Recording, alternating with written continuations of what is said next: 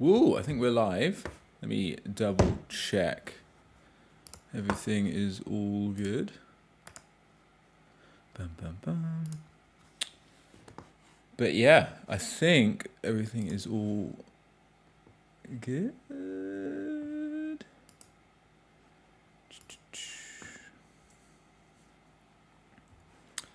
that off, I think. Yeah, looks like we're all live. Welcome back. Well, been away for a little bit. It's probably been just about a month really, but we were away for just over 3 weeks in Japan, staying with some family and stuff in there, which was really great. Got to travel all around Japan, and for most of the time I was hunting for some art books, and I went a little bit mad, I'm not gonna lie. So today we're going to go through them all, but don't you see, this is pretty much all of, oh no, there's more actually. This one and this one as well is everything that I brought back from Tokyo. So we'll go through that in a little bit after people have joined in. Oh, Jesus. But yeah, it was a pretty amazing trip. We flew into Tokyo and then spent a few days in the countryside, which was really nice in Hakone, and then went down to Osaka and Kyoto, and then back to Tokyo for the last bit. And there was lots of, trying a lot to sort of pop into book offs and different sort of secondhand bookshops, but hit some pretty good spots, especially in Tokyo, to be honest. We went to Jimbosho, which is like the book district. And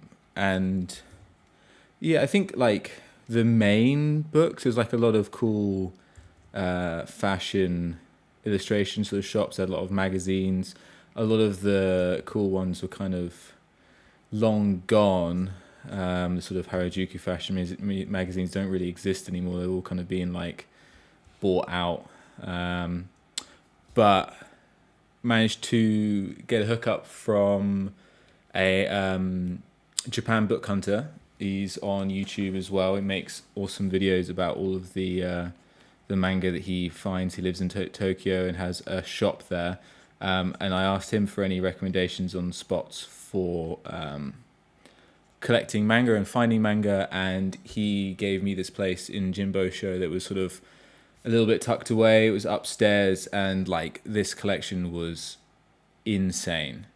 Like I have never seen anything of like the collection of like 50s and 60s tokobans and all of these small sort of compilations, but he had everything.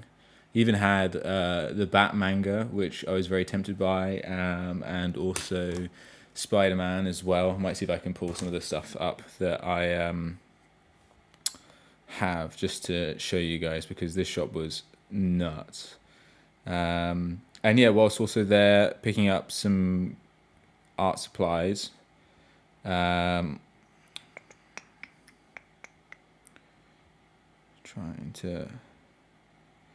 couldn't take a huge amount of photos in a lot of the shops, to be honest, because I just, out sort of respect really. I think it's one of those things you don't really want to be taking a ton of pictures of their stock and then, you know, not buying anything and stuff like that. So not some places also don't really allow photography or filming inside. And I just thought, you know, maybe it's best just to enjoy these things and sort of put stuff up afterwards. So Jamie, hey man, how's it going? It's good to see you on Friday. I'm sure you're working very hard at the end of this week. How's everything going with you're doing all of the comic art live stuff, right? At the moment. For all of you that don't know, Jamie, wonderful editor Jamie, Jazzy Jamie Wood of, I think you edit now Ink Pulp Live, Ink Pulp Podcast, What other comic stuff? Miller Time, Mark Miller, which is another great one, and I think also now all of the comic art stuff as well. So he's the man to go to. Right, let's have a look what we. What did I put in my? Yeah, cool. See if I can open all this stuff. It's all gonna be massive.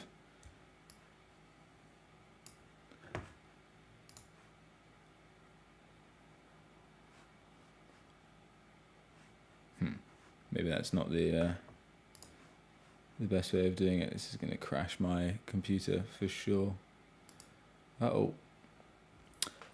Bringing out too many things. I thought I'd drop all of the pictures in, but we'll do it all. We'll go through. Oh, nice. Yeah, that stuff's pretty cool. Comic Art Live, they do they sell a lot of original art and stuff, the comic stuff on YouTube and things. I saw them doing some Sean Gordon Murphy stuff and different things like that as well, which was pretty cool. So I think this is the one picture that I took inside that shop, but this place was, it was bonkers. It had literally everything from the 50s all the way forward, and you could really just pick whatever you want. Which was Jimbo Show, which is the Instagram aesthetic, perfect place to find your books. And this was actually where that manga shop was. Let me see if I can find the actual. Wow. What I'll do is I'll put the place in the Discord. So if you are interested or do want to pick up some of the spots that I went and sort of hunted these mangas around Japan, then I'll put it in there so you guys can have an exclusive look. But I do have this one spot that was pretty nuts. I went to this little tiny bookshop in Osaka, which we just randomly walked past. And you can see all the books lined up on the outside. And that's where I got some ridiculous 70s animation journals of Lum. It's she's an alien high school girl character. And those are super cool and really rare, and they just had the whole set. And I was a bit hitting myself because I just bought one, so I wasn't really sure what it was at the time. But then when you go back and you Google it, you're oh god, that was an absolute grail find. I should have stuck with it. Yeah, Japan was insane, Jamie. It was it's one of those trips of a lifetime. Really, really enjoyed it. Got to obviously pick up a lot of books, which we'll go through in a sec. But yeah, one of the things that if you don't know, if you've never been, is that all of the bookshops, as you can see in this picture, all of the books have they're all wrapped in plastic. You're not going to see very much because my thing is tiny. But every single one is wrapped in plastic, and it means it's an absolute nightmare for working out what you've actually got. So a little bit of prior knowledge beforehand really helps. I did a lot of deep dives on the things that I wanted to find when I was looking in these stores, and the sort of artists that I was looking at, and through that, in my broken Japanese, I was able to ask for a few particular things. I only made one fatal error and got a bit of a weird book, but everything else was pretty great other than that. And I got some things that I've been looking for absolutely ages. And yeah, as I say, full collections of JoJo and everything everywhere. Osaka was absolutely amazing, and yeah, I would say we'd recommend going if anyone gets the chance. Okay.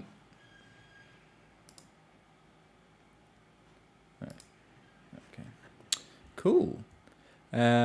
So yeah, well, this is a little bit of what we're sort of back to. So this week's been really about sort of settling back into the studio, and doing sort of a little bit of work here and there, lots of writing,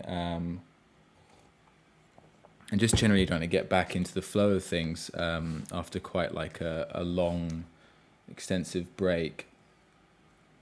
It's quite crazy how rusty you get, I feel like I'd almost had about 3 weeks without drawing very much, and it kind of really, I feel like, showed for about the first 4 or 5 days. You just like almost completely can't do anything, but we're starting to get into the flow of things now, and kind of trying to use these what's that doing that for, these live streams as a way to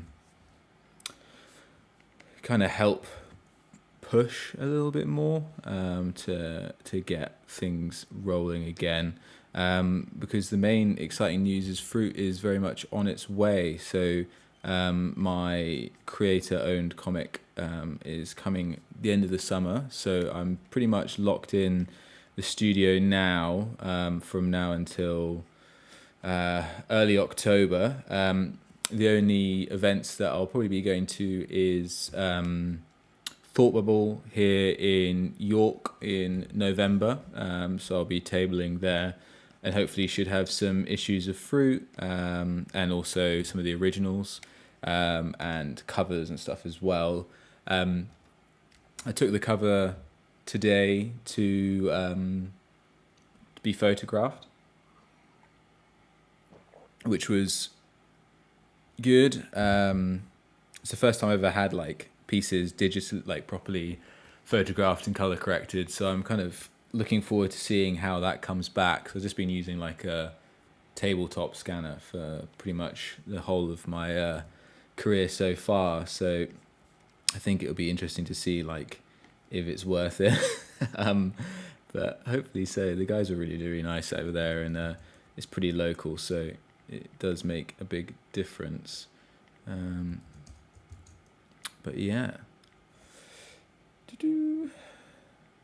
So at the moment it's a lot of just these sort of things, which are the thumbnails that I've been working on for fruit. And yeah, just trying to keep things fun and exciting and interesting. So what I'll do is, let's have a look again. So as people maybe have just been joining in, I've just got back from Japan about a week ago, and we just sort of settled into the studio. But today we can go through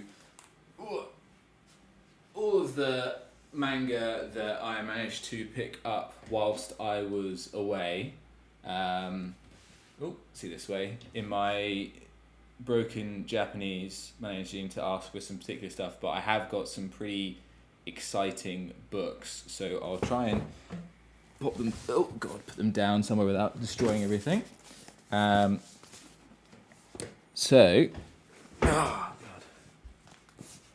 see what I can put these in, like a vague semblance of an order.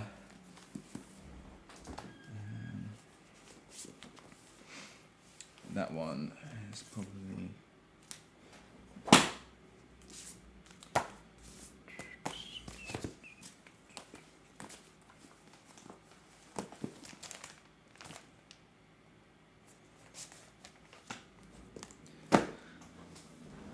Cool.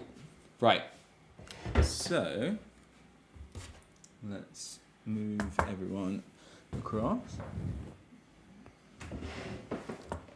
You see? Yeah, that should all be pretty good.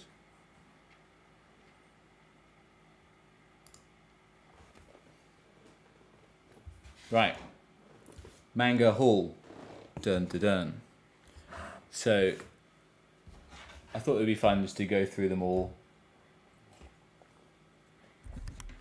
Move my mic a little bit. Oh, it's in the troubleshooting all of these stream things. I should really get these things sorted out a little bit more ahead of time, but you would think. Professional artist, not streamer. So we didn't have a huge amount of time to look for books in the first little bit. So the first time I kind of picked up some stuff was when we got to Osaka which the main ones I went to for there was Book Off, which is like a secondhand store. And I picked up this book. I actually have no idea who it's by. Daisuke Richard. It's kind of this like collection of just like digital sketches. I just really liked the colors. The color schemes I thought were really, really cool. It seems like quite popular now in sort of Japanese art, I would say, at the moment. A lot of these very like super bright CMYK colors, very thin line work that I noticed that was kind of like a little bit rough around the edges. Kind of seemed like a bit of like a strong influence by like Miku Pikaza, I think, is one of the like a very famous artist out there.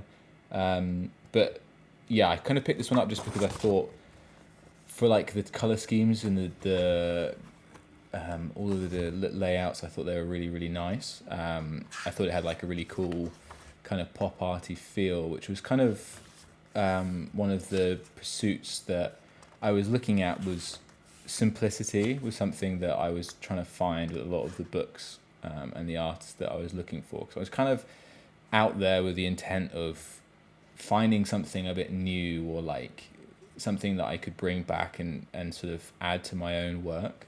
So I was really interested in this sort of, I'd say almost like genre of artists where it kind of was like a West meets East sort of thing, where you had like these very amazing like Japanese artists, but there was like a heavy Western influence from things like Mobius and a lot of these sort of color schemes that I thought were quite interesting.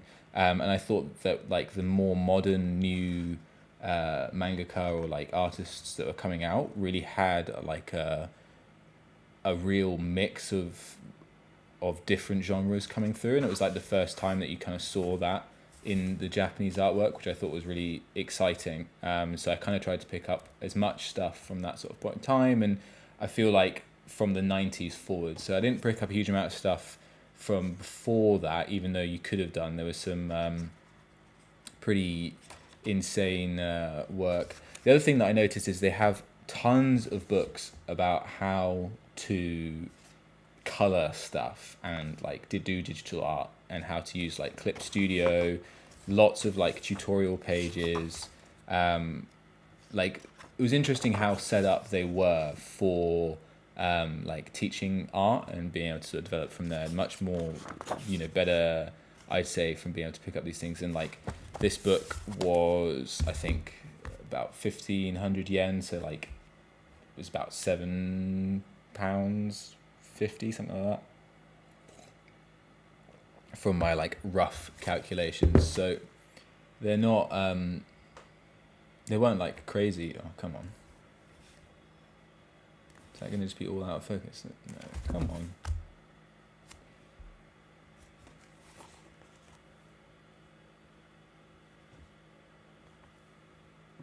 You're trying to get my autofocus working. There you go. Yeah, not crazy expensive, but this one was a cool find, just as like I saw it and I thought, why not? I'll pick it up. So that was probably the first one, and then yeah, it can't be Japan without getting JoJo. This is from volume. It's just like one of the volumes, loose ones that I found. I think this is from part 8. So this is kind of later in the runs, but just the panel compositions are absolutely insane, and like the level of detail that they've got to at this point is just nuts. Like the character designs, the stands, all the poses, they are just like, this is kind of the best of the best. And I think it's one of those ones where I kind of wanted to pick one up just to have in the collection, just to refer to, really, because like some of the character pages and poses are really, really strong, and something that I think I can like heavily reference from there. But yeah, like look at these faces and stuff. They're so good. And even like the details in the background of all the buildings and cars and everything. So yeah, I think it's always, you're not going too far wrong if you're picking up this stuff. You could have got full collections of it. I didn't really fancy having to ship back like 36 books or something, so kind of kept it a little bit slim and just sort of pick things if they were worthwhile. Restrictions on luggage were pretty crazy, so, well, rightfully so. So you weren't flying back with like a ton of stuff, and I had to put a lot of things in my hand luggage just to try and get it through, because my bag was pretty heavy towards the end of it. So yeah, I'm glad I managed to get it all back though. That's the main thing. And then yeah, this is, let me make sure there's no, I think we're all good as long as we don't go on.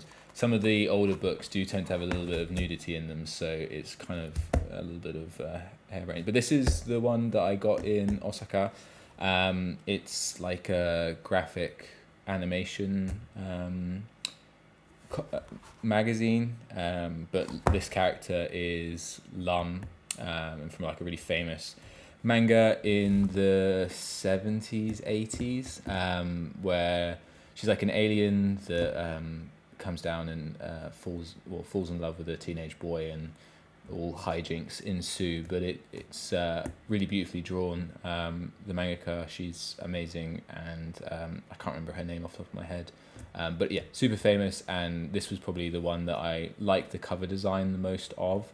And yeah, I was like pretty stoked to see that these things, one, come with the original stickers sheet that came in this book. And this is just to let you know how like crazy Japanese book collecting is.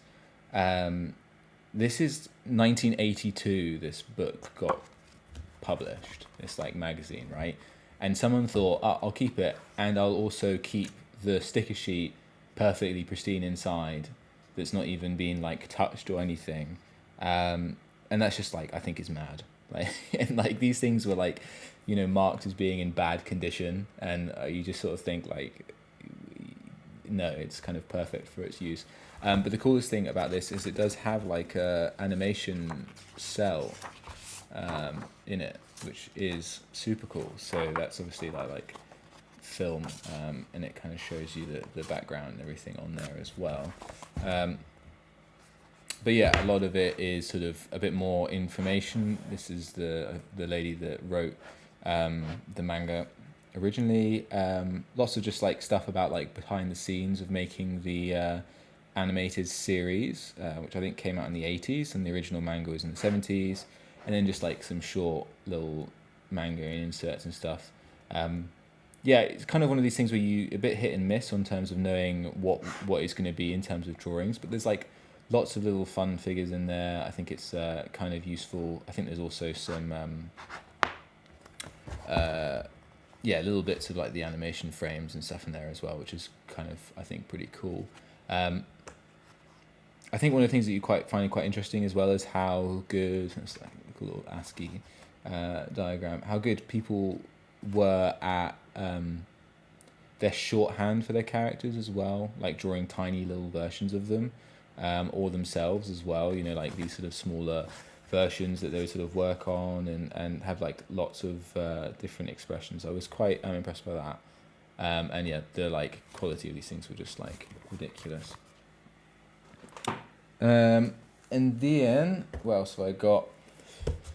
This is kind of the Discovery Hayashi Iguchi, or Iguchi Hayashi, is a mangaka that I kind of discovered whilst being out there, and I kind of found out a lot about him from I bought some pose books that he oversaw the like photography for, because it was kind of one that I trusted a little bit more.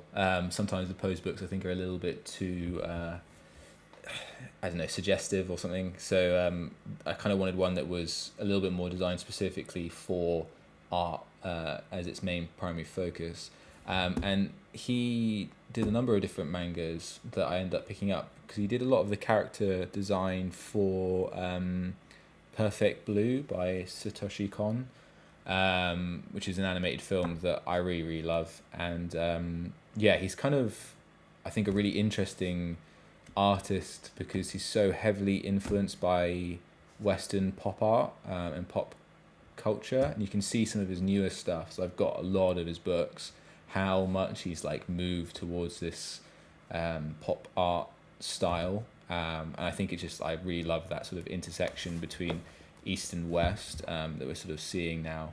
But yeah, this is Erika and Hayashi, which is a manga. He was kind of known quite a lot for, I'd say, like a comedy manga. So it's like a mixture between I think she's a girl and then he's a boxer. And it's kind of like the hijinks of sort of relationships and different things like that. But yeah, he's kind of got these really fun, let's make sure nothing's got anything too silly in it. I'd say like abbreviated characters, which are really interesting. Lots of like character to them. And like he gets like a lot of good expression and sort of comedic timing and stuff in there, I think, which is quite interesting, especially for the way that he goes later in his career. And there was this page actually that I thought was, I think this is like towards later down the line, but he gets these like full page spreads that are just like ridiculous, so good. There's one page that I really liked that was kind of this one here, with everyone talking about this character, the Erika, and I just really love the way this panel is done, where all the characters are kind of facing her as she's standing in the main part of the frame. But yeah, I mean, the way he draws women is very simplified, but really, I think, quite well done. And again, like, yeah, try and find things that were a bit more outside of my comfort zone and area, and sort of things that I could pick up. So I would say that he was kind of the most exciting finds that I had in Japan.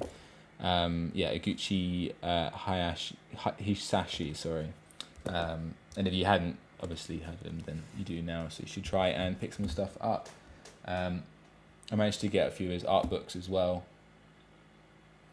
A dude's like 70 years old now, and like doesn't look it. It's kind of crazy, but he's been working for an insane length of time, and it's kind of cool when you can find different books from different like parts of people's career, and you can really see how they've like improved and like or changed, or like not necessarily improved, but like how their style has developed. I thought that was kind of something that was like super interesting to see. You don't really see as much anymore in the UK because you don't really have these sort of like secondhand bookshops, I'd say, in the same way. But like being able to just go into one store and maybe you find a book that they wrote in the 80s, mid 80s, and then you go to like another store and suddenly it's like something that came out in 2016, or so you have this like full range of like a person's entire career just in like one shop, and you don't really see that in comics. You just get like the new comics that have come out and maybe some like back issues or whatever, but not really are they like organized in terms of like, okay, this is everything that this person created.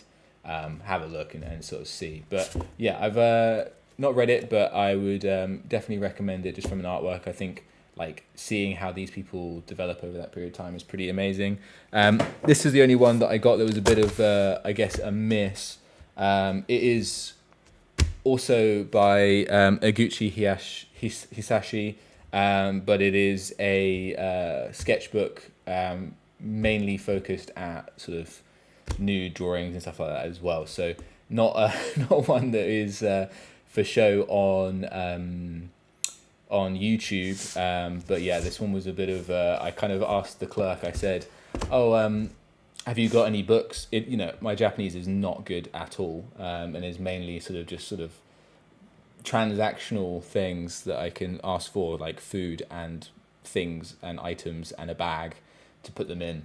And this one I was like, oh, do you have any books by Oguchi Hisashi? And the female collector was like, yeah, and found all of these books, gave them to me, and I thought, oh great, I'll buy it. And I bought this one. And then, didn't see on the spine that it just says for men. And so that is not the best. And I was swiftly kind of massively regretted it when I got home, but hey ho, so that will just sit on my shelf for a long time. This one is a newer publication that I got, but I just like the look of it so much, so I kind of picked it up. I actually bought it in just like a bookstore, just off the shelf purchase that you can get. I think it's published right now, actually. It's between this and like a Katsuya Terada sketch of his like iPad sketches, and I decided that this was the one that I wanted to go for. I just, with Terada, I love his stuff so much, but I've seen so much of Terada stuff. I actually haven't seen any thing by this artist, by Gaki Isamu, sorry, I didn't want to pronounce that one wrong. But this book is, super lovely. I really like the colouring that they use. I also think, as I was saying, this sort of like scratchy line that is kind of really coming up in Japanese artwork at the moment. It's kind of like thin line work, but it's got this sort of loose element to it that I think is just really enjoyable.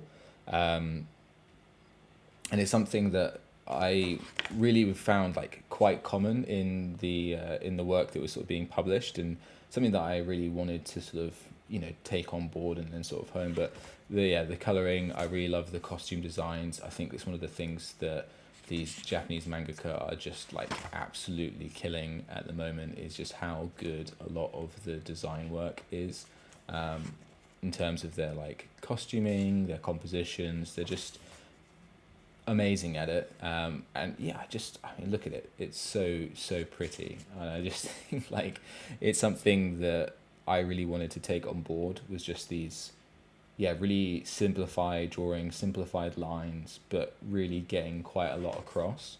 They're just like so characterful in terms of what they're doing. This book was like a bit of a find. I knew very little about the artist beforehand, but like massively fell in love with it the moment I saw the book.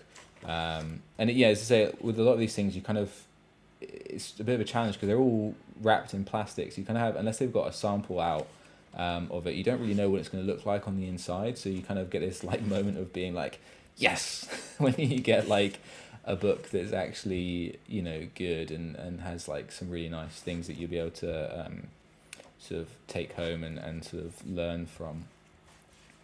So like this stuff I think was something that I was like, oh yeah, this is amazing. And it does have like a similar sort of feel to Hisashi's work as well. I definitely say, I'm really enjoying where a lot of the like contemporary mangaka are going in terms of their work. You can see like a really heavy influence from their predecessors, but also a lot bigger, wider lens towards what the wider world is producing in terms of artwork as well. And I think that's like really exciting in terms of what they're like willing to put forward. Really enjoyed that one.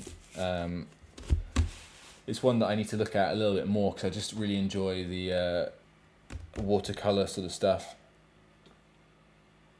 If any of you kind of know me, then you would know I kind of started off doing a lot of gouache paintings, and like a lot of the comics I actually started with was were all painted. And actually I can show you, actually, let's have a look.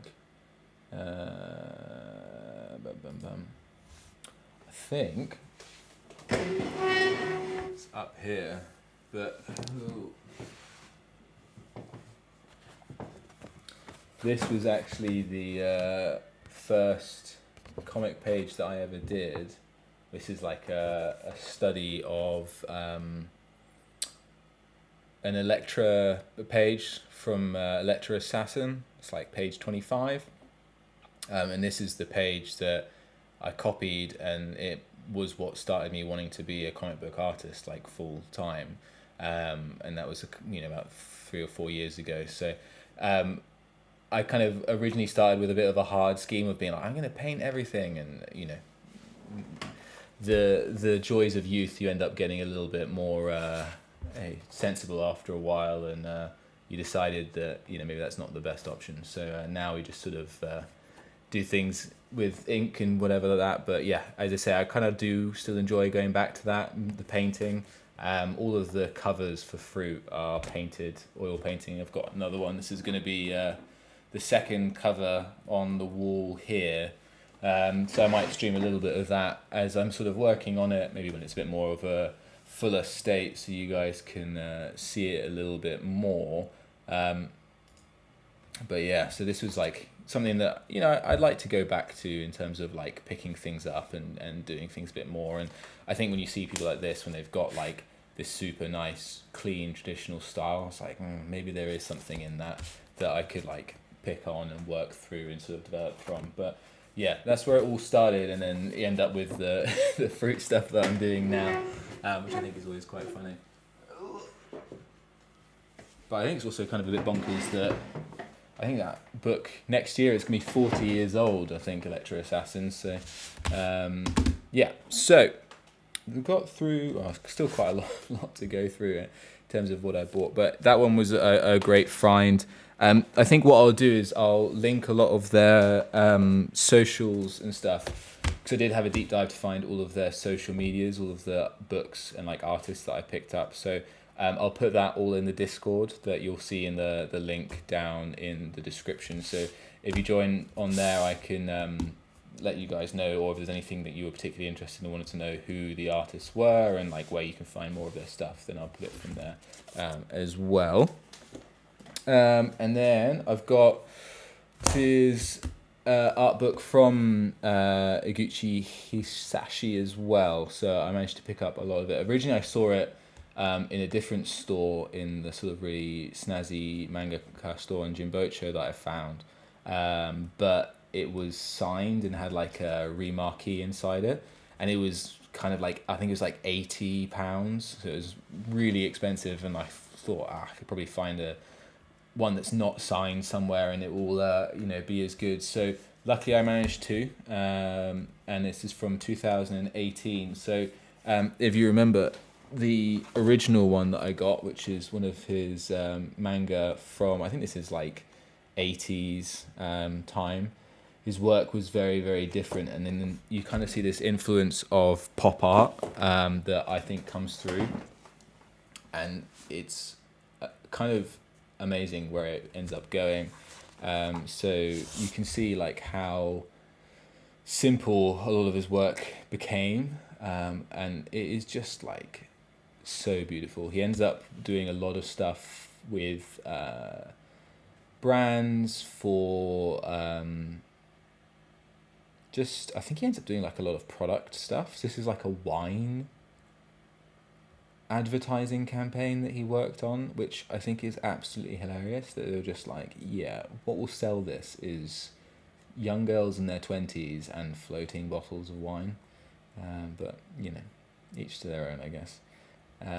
But yeah, the way he draws, the simplicity. This one is for a ballpoint pen, which I also think is pretty funny. But yeah, I just think his like confidence and the way that he like approaches his cartooning was just like such a marvel to me. I do like his sketch work.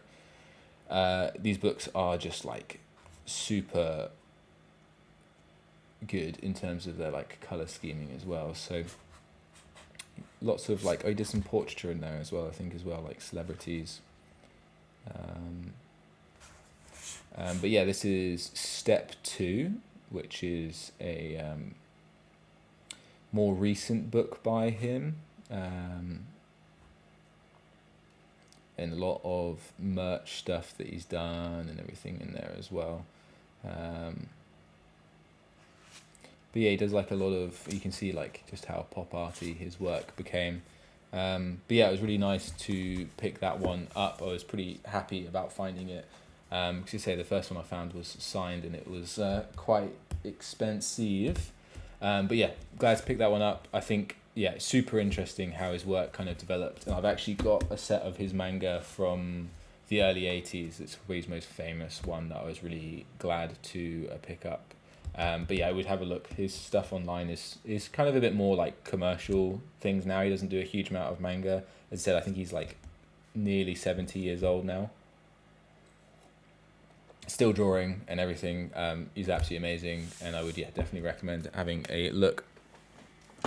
And then I got the heavy hitters.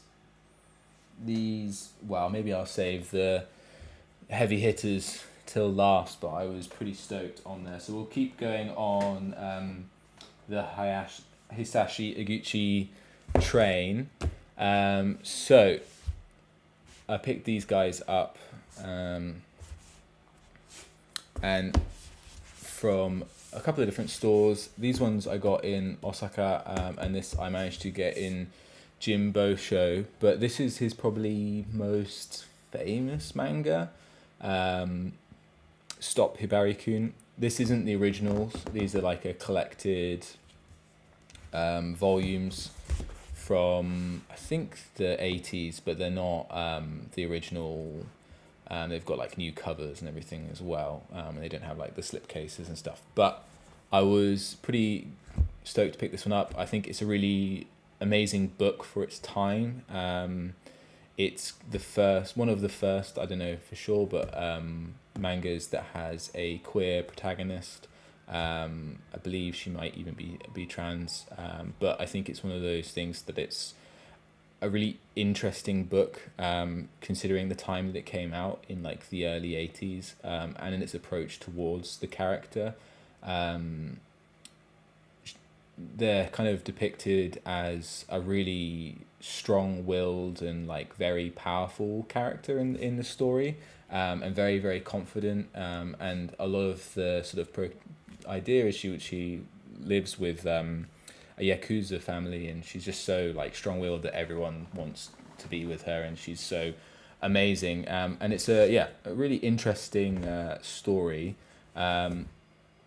So it's kind of like a manga that I always wanted to pick up, just because, and again, his cartooning is just so simple, but really quite like effective, I think, in terms of his ability to sort of get things across. But yeah, he's got kind of a really good comedic timing. I do think like later down the line, his like use of graphic design is super interesting, especially as you get towards more of this like pop arty sort of stuff. But yeah, so all three of those volumes, which was very exciting to pick up, managed to get them all in one place. I do love these little character designs that he's got with like all the different clothing as well. It's something that I'd love to sort of look more into. And then, let's see, pose books. Dun, dun, dun. It's not really something that you see quite as much, I don't think, from the West. But pose books are like pretty easy to pick up and like around there, and they're kind of designed. So this one is daily poses, and this is basic poses. And they're all supervised by Iguchi. These are from the early 90s, I think like 92. But I'll try and find some things that aren't like ridiculous, because some of them, as you can imagine, do have like a lot of nudity, because they are like art books that you're designed to like work from. And they're also from the 90s, so a lot of the poses are really silly too, but it's one of these things where you can't tell until the book is. Oh, here you go. Let's go for this. So, like,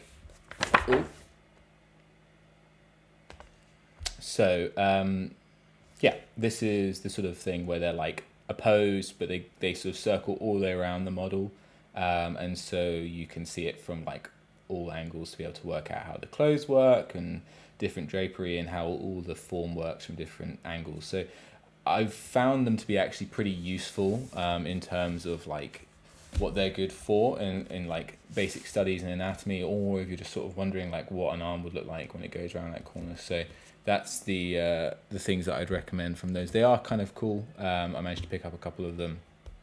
I found them like the most useful thing from what I got out there, in terms of like your daily practice and stuff as well, rather than just sort of general inspiration. There's some cool poses, and they're kind of useful just for having things that aren't like on the internet, so you can always refer to them as a bit of like a morgue file or whatever you want to call it. And then, oh baby,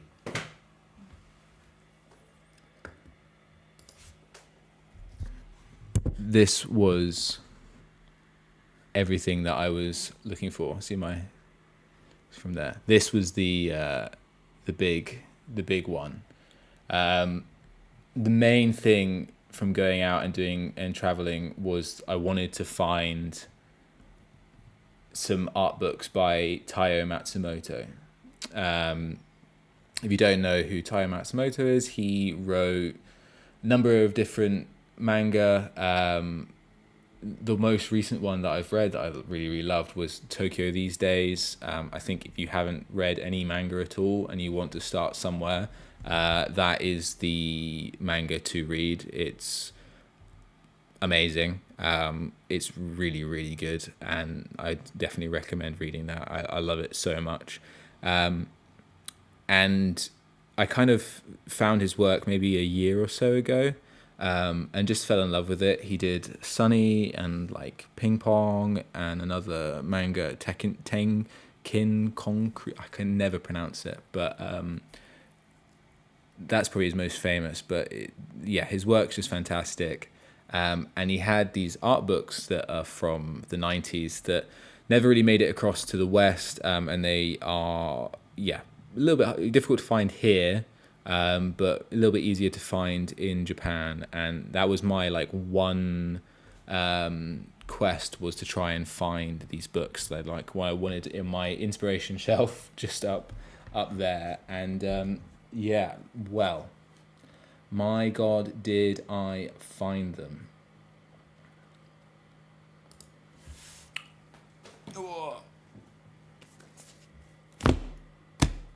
Got them all. Bought them all. So these were the ones that I was looking for. He's made 3 different art books. But the main one that I was looking for was 100 and 101 by Taiyo Matsumoto. And these collect most of his sort of concept drawings for Tenkin Kong. Do you know what? I'm going to look it up because I keep saying it wrong.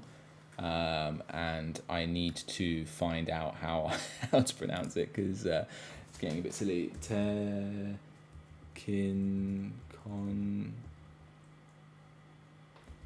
Tekonkincrete.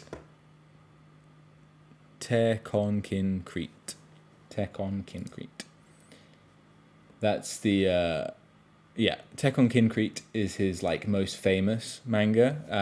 But he also did Sunny, and more recently Tokyo These Days, which all of you should go read. Jamie, you should go read it. If you're still in chat, you 100% should read that book. It's amazing. But yeah, it also has some standalone manga in it as well. So just sort of like one shots that are only in these books. So this one is like the grail for me. I just love his work. I think it's absolutely fantastic. Let's move some of the stuff out of the way so I can actually get oh man, no, once you start reading manga, it's just like I think what's very interesting to me about manga is it kind of uses like a different storytelling sensibilities. Maybe not less so now, but definitely if you compare like 70s and 80s manga to 70s and 80s comics, we're quite heavily in the West, quite heavily reliant on the like 3 act structure, and this sort of like concept of conflict. So everything is like built around conflict as like a story outcome.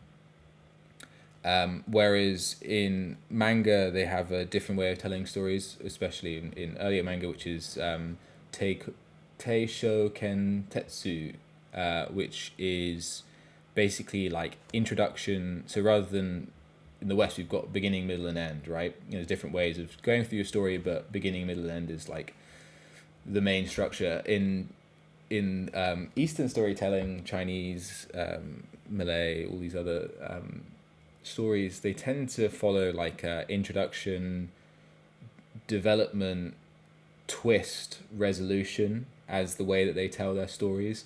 And like what that opens up for is stories that don't have to revolve quite so much around conflict and like peril. So you end up with like the opportunity for like much more interesting stories, I think, in terms of where it goes, and things that can be a little bit more like unintuitive to us as like a Western audience. But I think that's a really exciting and interesting sort of part of it. And like kind of when the world like opens up to it, you can like it's some really amazing sort of stories. They're very good at slice of life stuff as well, like slow paced, sort of enjoyable comics to read. But yeah, so this sort of stuff. And one of the big reasons, Jamie, as well, why I think Taiyo Matsumoto is so good for people who haven't read much manga is you can see how much this guy was influenced by Mobius, and like where that all like comes through in his like character designs. I think that's kind of why I love him so much as a creator. I just think I really love this medley of like fusion of East and West, when you sort of see these mangaka who have taken, traveled across the world. They've seen Western comics, things like Mobius' stuff and stuff from there, and then they've like taken it, pulled it through their lens and their world, and you get this sort of like mixing pot that's just like so rich and interesting. And like, yeah, I think his work, he's also very, very good at drawing young characters and like children, because that is a nightmare to draw. Like the personality that he gets across is like, I think it's fantastic. You see a lot in like Western comics where it's just like a smaller version of like a ripped Superman. It's not really like, people haven't really kind of, it's much harder to get across that sort of innocence of like youth.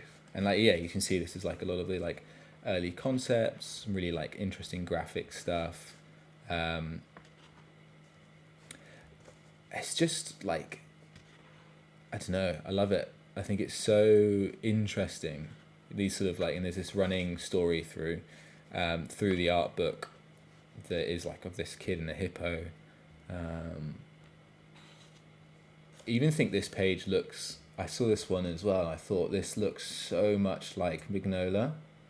I don't know what you think, Jamie, on that one, but like I feel like this, like the leaves and everything, this is just like, I feel like he's seen some Mike Mignola at some point and thought, that's a cool thing there. Like the really heavy blacks up here as well.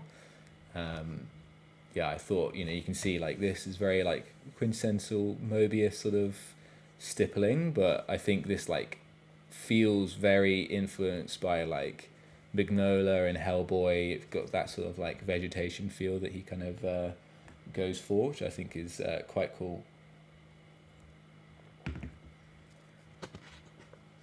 And yeah, this is, I think, Black from Tekken 10. I'm going to learn it again. Tenkin Concrete, I think. But yeah, more characters from concept stuff from there. Yeah, you can see a lot of these sort of like Western influence across in this work as well. And I think it's really cool some more early concept stuff from some of the mangas. You'll like recognize these characters. The whole storyline for Tenkin Concrete is about these two boys that yeah, I'm probably butchering the name of it, but these two boys that are kind of ruffians. They live on the street and they are both looking out for each other. They kind of get involved in sort of gangs and stuff like that, but it's all about like protecting the streets and the world that they live in, and kind of like they're at that age where one of them starts to grow up a lot faster than the other. One of them's a little bit younger than the other, and that sort of thing of like the loss of childhood and sort of having to grow up and becoming an adult, which I think is like one of the really interesting story points of his work. Is he's very, very good at like wrapping up sort of life events in sort of like a quite a interesting like comic shell. And this book is like pretty crazy. People would scream for this tangent here, but I think it works, you know.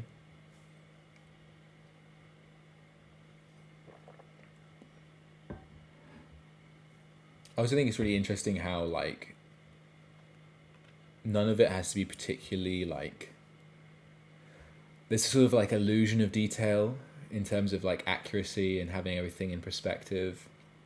And if everything is like roughly in the right place, it kind of leaves a lot up to your imagination to sort of build out from. And I think that's kind of one of the things that I really like about his work, is it kind of, you as the reader have to like, are involved in filling out the world. A little bit like Frank Millery, I feel like, in some of these things. But yeah, his ink work is like, yeah, it's got a bit of Mignola, it's got a bit of yeah, I'd love to know what he was looking at the time. I think that's The Undertaker there. Might actually be WWE style.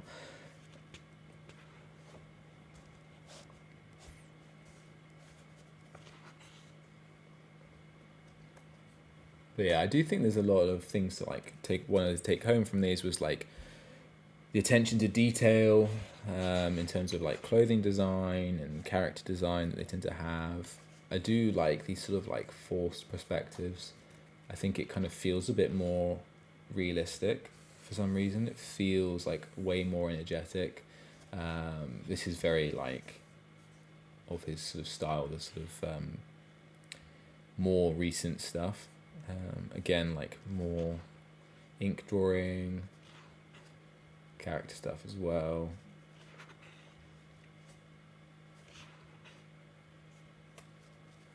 This one's super cool.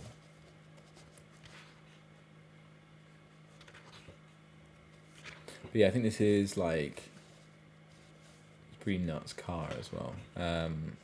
Yeah, that's the wraparound for the cover of Tenkin Concrete. And this is actually Osaka. This is Osaka, I think Osaka Tower, one of these, and then this is the street with the crab and the running man as well. So it's quite funny how this was set in a place called Treasure Town, but this is definitely a street in Osaka, because I've been there and I've seen it.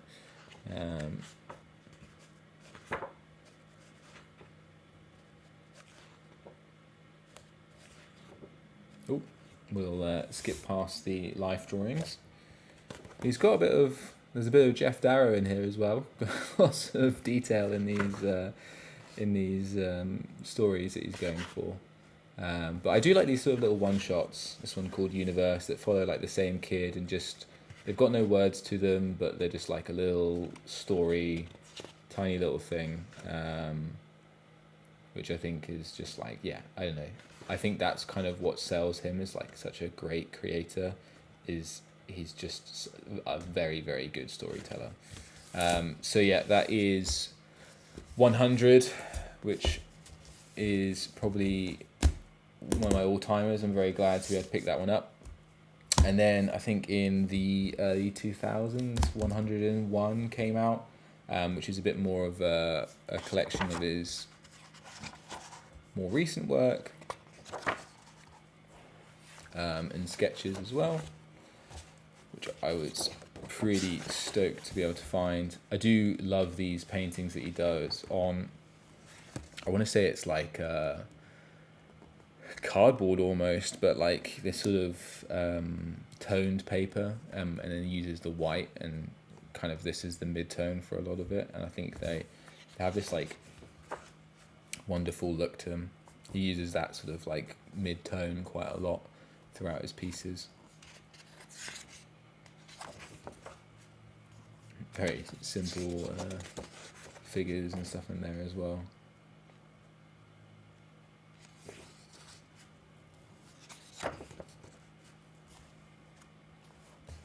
But I do like love the character, like the simplification. Like look at these faces and the teeth, and so good.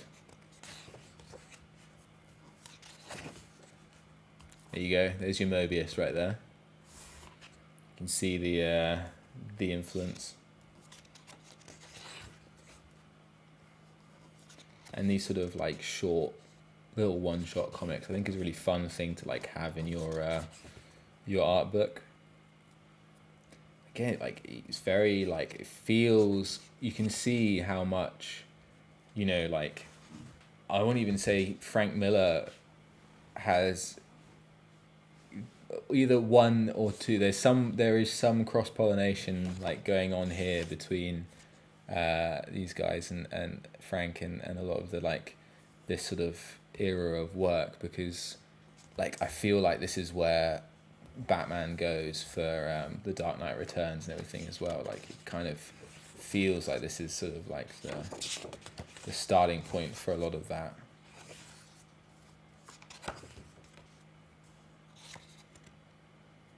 Even like it's just like the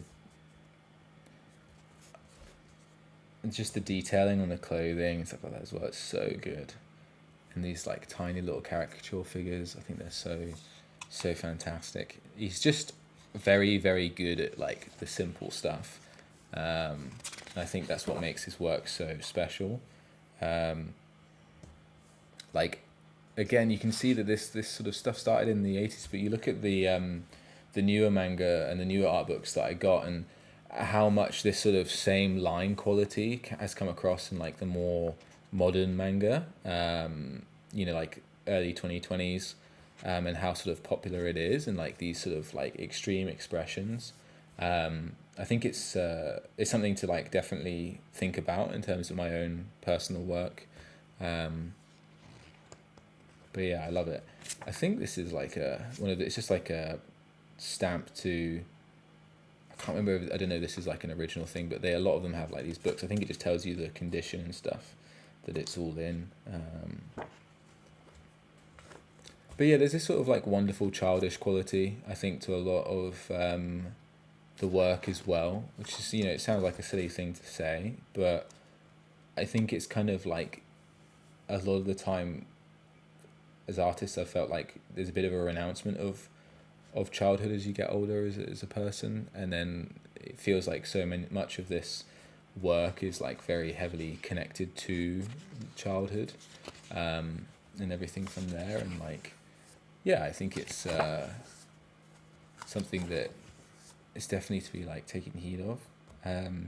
But yeah, I mean, the other things is they're just like crazy good at vehicles. You know, like, I don't know how many people watching or tuning in like have drawn many comics themselves, but like to draw a motorbike, a Vespa sort of thing in that perspective, and all of these spokes, it's so hard. Like this is like, it looks so simple, but this is so hard to do.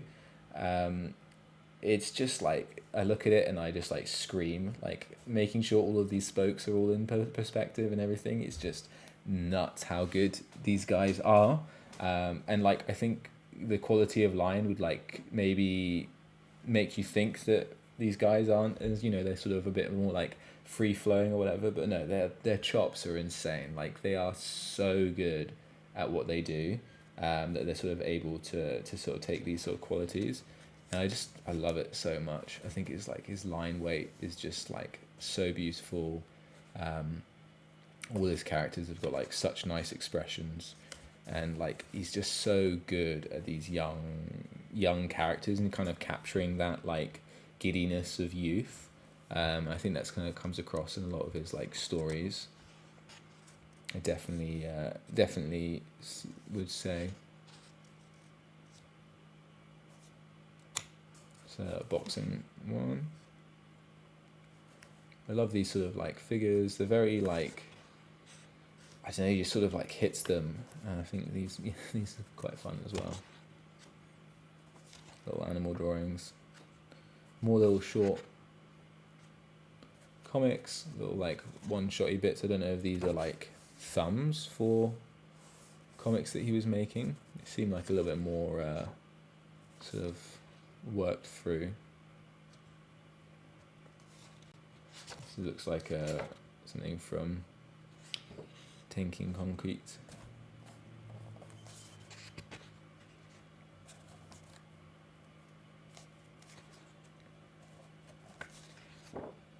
But yeah, this stuff is what we were looking for, and I think that's pretty much all of it. So that is 101, which is, I think, a little bit later on, but these two together are such a pair.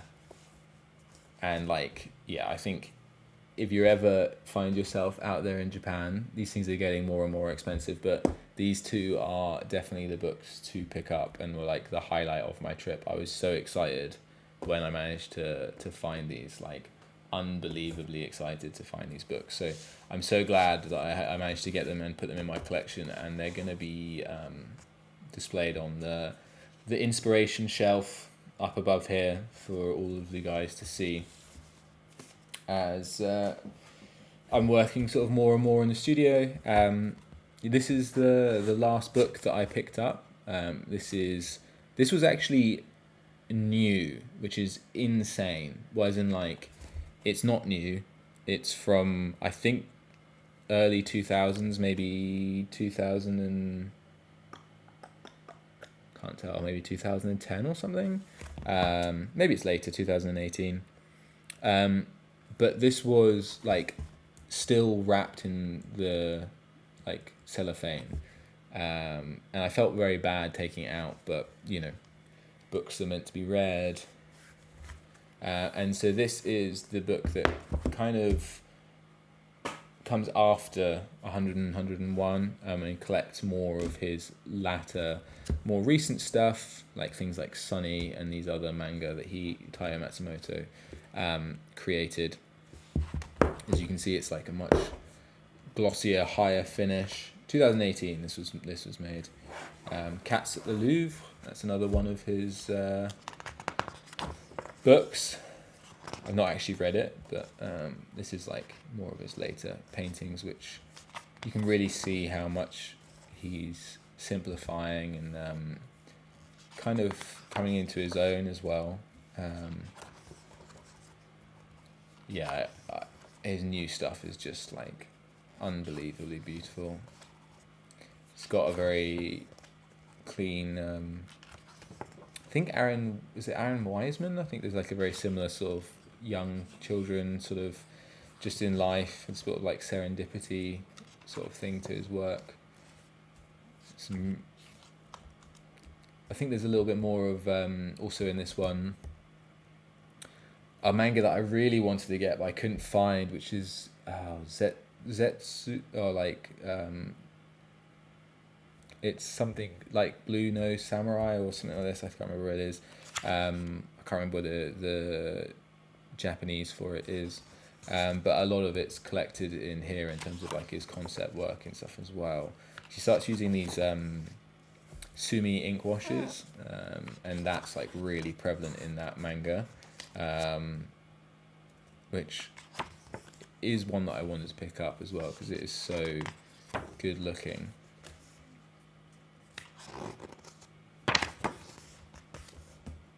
This is quite a famous one, but might have heard of Akira, which you could have got in a lot of shops, to be honest. I kind of I did want to pick it up, but it was it's one of these ones where it's like 6 copies, and you kind of want the full run, and it's printed as now in English, and like it's kind of, I don't know, I'm in awe about things. It's like I wanted to buy books that I couldn't get anywhere else, and like I couldn't find online or anything like that as well, like things that were really like I'm going to value the sort of existence of. It looks like a London street to me.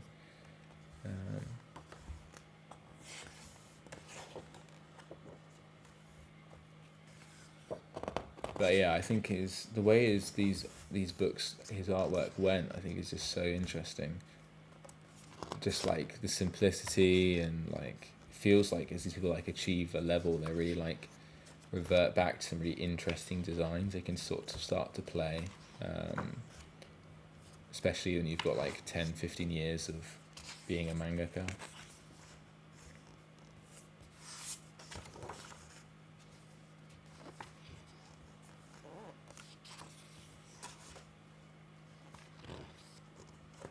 And I think this is when you start getting to the samurai stuff, at least like concept work.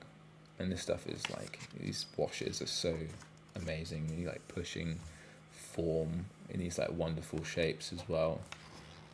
It's very like Chile, these arms as well. That horse is actually pretty interesting. Again, like I think it's like a very interesting medley of East and West sort of together, and these sort of like Chile mixed with a bit of Mobius, bit of everything. And this is the stuff I was so amazed at. Like these sumi wash robes, so nice, and the shape design of them as well. This is all of that manga that he was working on. So I think is the cover of the manga itself.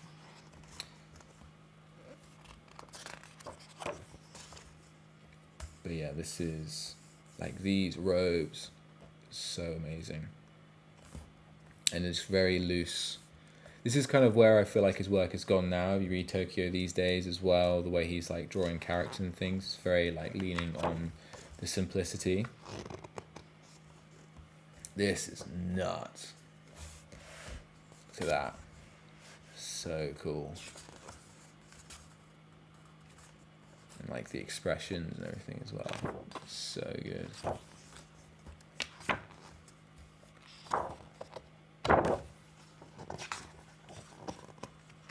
It might be a Cats in the Louvre. But yeah, no, I love it. I love this sort of like neutral tone he always goes for. It's very interesting, his like choices that he makes. Very like strong and committed line as well in terms of his work.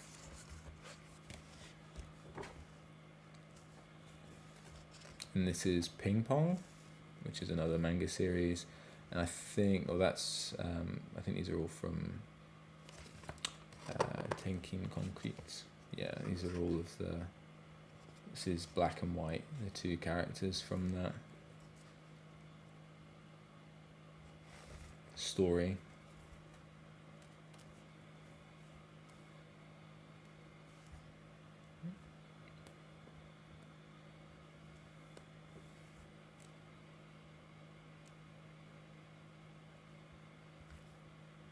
That's a cool one. I haven't seen that one actually.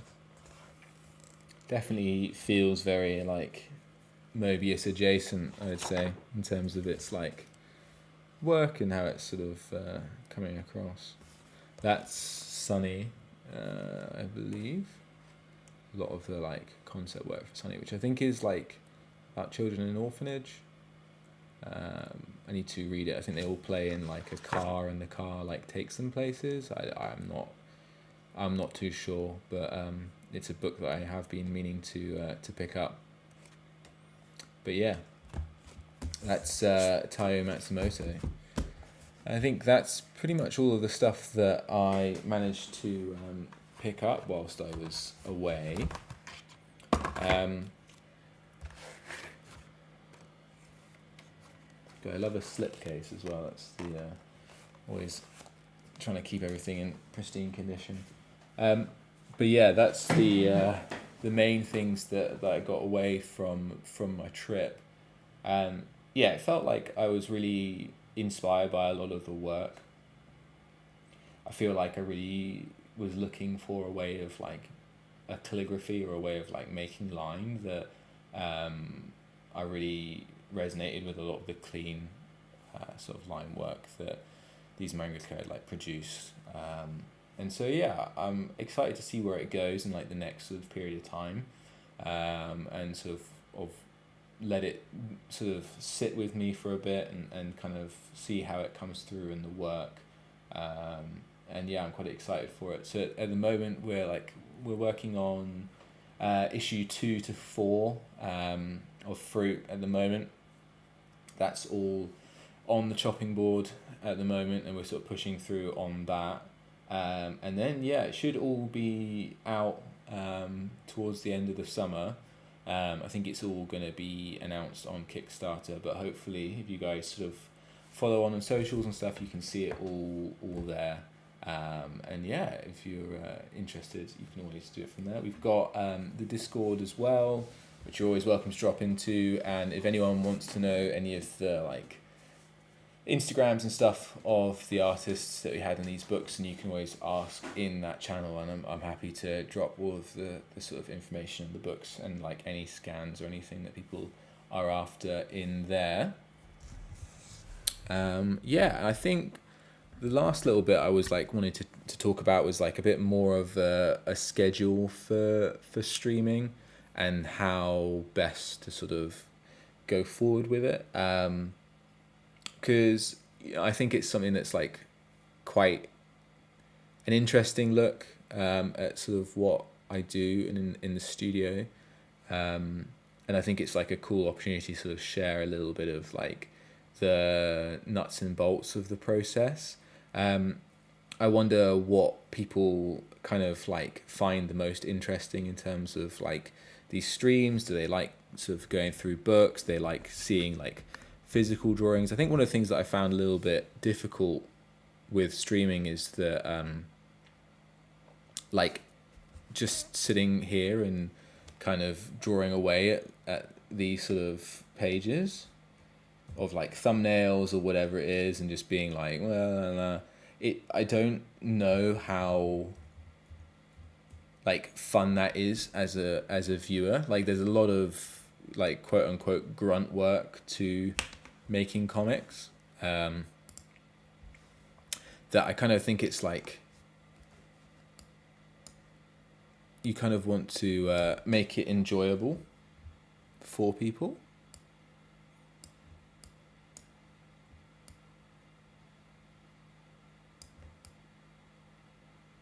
And I think that's the sort of the main thing that I think is a little bit tricky. And that's the problem that I'm trying to solve at the moment, is like, how do I make these sort of streams from the studio, but like kind of make them more fun, and sort of different sort of things as well. So I think that's the sort of main thing. If anyone has any ideas on like what they'd like to see, in terms of like, is it painting? Is it like drawing, just headshots, or like different things from there as well? Then yeah, that's like something that I would like to do, because I'd love to do some more streams from the studio and sort of like carry on through with it from there. Yeah, in terms of the books that I probably am most excited about, I think it is probably the 100 and 101, but I am also excited to sort of dig into the Stop Hibari-kun volumes as well. I think it's like really interesting to see manga across like a huge span of its run. Also, like, they're interesting to see in terms of their context, because they're all done on a much tighter time frame. Like here, we all work on like either a monthly or bi-monthly basis for like our comics, whereas in Japan it's all weekly. And so like the approach to story writing is very different. Like things have to kind of make sense in terms of their weekly shot, and they're not like, too boring or anything as well. So it's a very different pace. You kind of have these like long spanning arcs. They kind of roll with stories as well. It seems like if like something's working, then they'll just keep running it back week and week and week and stuff like that. So Yeah, lots of interesting things. As I say, it's nice to be back. It was lovely to be out there for that period of time, but yeah, it's nice to get settled back into the studio. And yeah, what I'll do is,